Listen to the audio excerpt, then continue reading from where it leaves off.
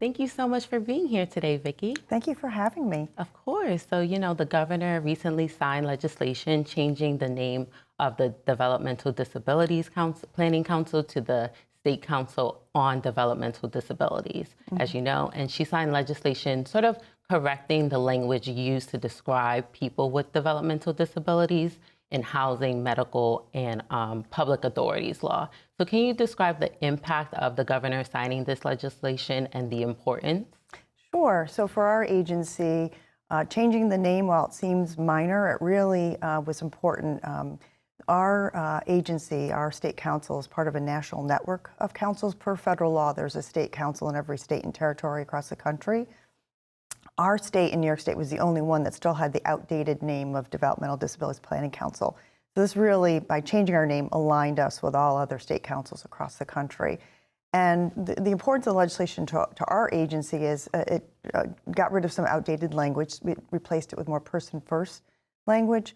But more importantly, it put in statute that our council must reflect the diversity of New York State, and also added some language around membership and making sure that we get more fresher voices on our council, so we have a more set rotation policy for the members in our council. So it'll be great to get more voices across the state really having an input on the policies and programs that we implement at our agency. Yes, absolutely. And of course, the council was, influential with the Office of General Services to putting together the documentary sort of commemorating the 50th anniversary of Willowbrook and Geraldo Rivera's exposé, really revealing the egregious conditions at the state school, right? So why was it important for the council to put together that documentary? What was the thought process? So, the basic mission of our council and all the councils across the country is to improve the lives of people with disabilities so that they can live as independently as possible in the community they're choosing.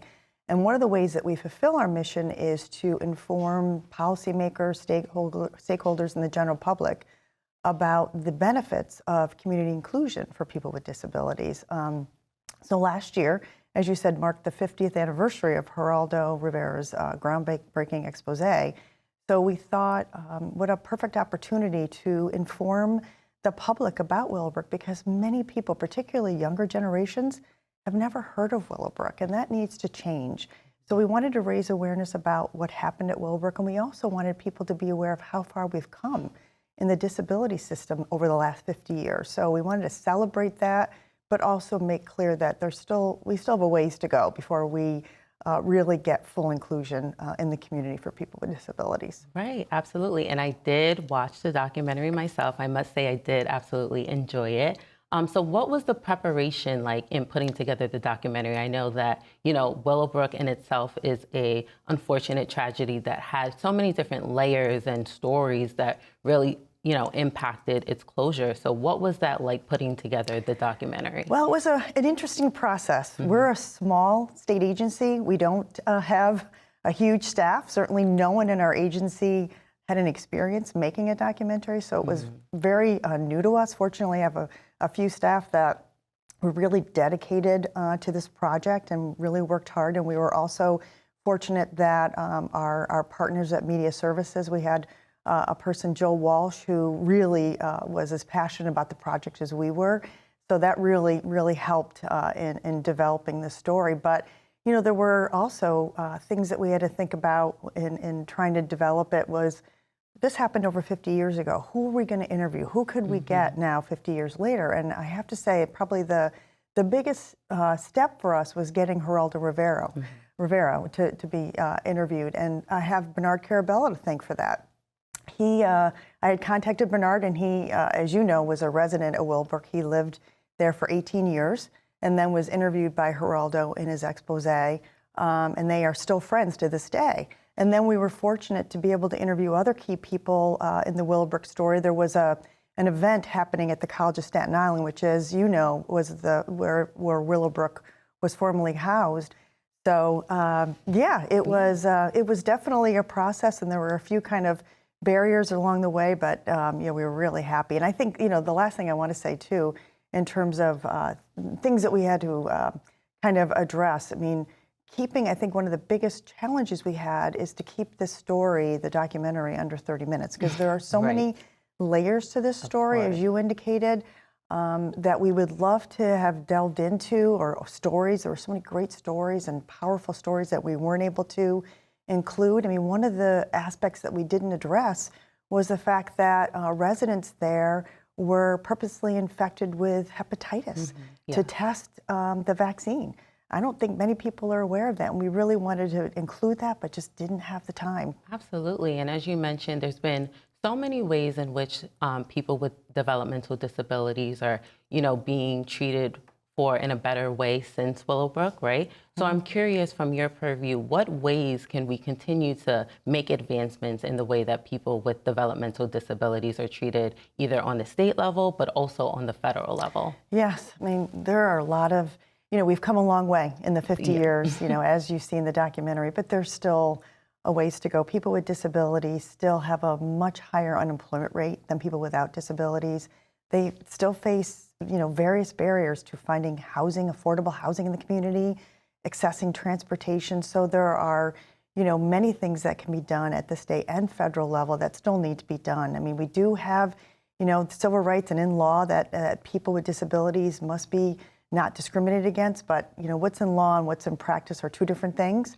So we have to really still work, and that's, as I said, something that the council does every day, to really, further and protect the rights of people with disabilities and make sure that we are, trying to break down those barriers and really drive systems change so that people can live fully included lives in the community. Right, absolutely. And, there's been so much great work that's been done since Willowbrook, but how can we prevent, even smaller Willowbrooks from happening, or instances where there are just as egregious conditions happening? How can we prevent that in the years to come? I think one of the things that we need to look out for are, protect the funding that's available for disability services. I mean, when Willowbrook was first opened in the 40s, it didn't start out as this awful institution. They really, it was really touted as a state-of-the-art facility for people with disabilities that you would want to send your son and daughter for the best care. It just,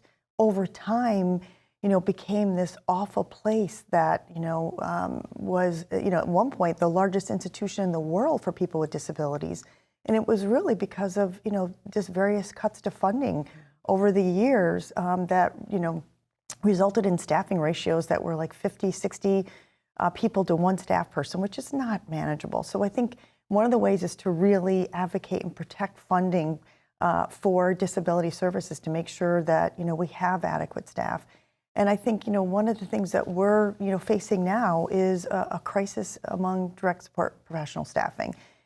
It was bad before the pandemic, but it's so much worse now. And I think that's something that really needs to be addressed, is to make sure that we have, sufficient staffing for people with disabilities. So we really need to address the pay and really, provide a career ladder for direct support professionals, so it's a career that they want to enter into, and we don't have so many vacancies that we do now in the field. Yeah, and you shed light on a very important aspect, which is the aftermath of the pandemic, right? So in what ways, how can we support those individuals? Like, what can the governor do? What can the legislature do to ensure that people are not, being understaffed, or, facilities are not being understaffed? Sure. So, I think, again, looking at, providing adequate funding, looking at, providing more innovative housing solutions. Not everyone with disabilities wants to live in a group home. Group homes are great. They're much better than living in an institution, but some people want to live, in just an apartment or a house. So providing more opportunities for that. So making sure that there's adequate funding. And I would also say that, again, looking at the direct support professional crisis and really providing sufficient funding and really addressing that in a long-term systematic way. That's something that, the governor and the legislature can do. And it's not just in the disability field, it's really in all human service agencies. So that this is a crisis with direct care staff. So, I think, looking at some longer-term solutions and not just putting a Band-Aid on it will really, I think, go a long way to making sure another Willowbrook doesn't happen again. Absolutely. Well, you put it perfectly. There's been a lot of strides that's been made since Willowbrook, but there's still so much work to be done. So thank you so much for being with us today, Vicky. And that was Vicky Hiffa, Executive Director of the State Council on Developmental Disabilities. Thank you very much for having me.